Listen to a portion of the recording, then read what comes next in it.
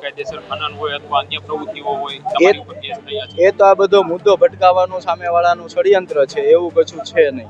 જો તમારા કોળી સમાજમાંથી 15 ધારાસભ્ય અને 3 કેન્દ્રીય મંત્રીએ તમને લઈને રજૂઆત કરી છે મુખ્યમંત્રીને, પણ હજી સુધી તમે જે કહી રહ્યા છો એ દિશામાં તો એક પણ પુરાવા જયરા જાહેર વિરુદ્ધ છે નહીં.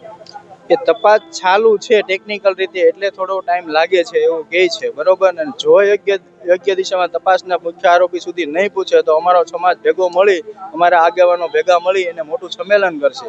જો હમણાં સરપંચો અને બધાએ આગેવાનો મળી અને કીધું છે કે ભાઈ વહેલી તકે આનું નહીં ઓલું કાંઈ આવે તો બધાએ રાજીનામા આપી દે છે.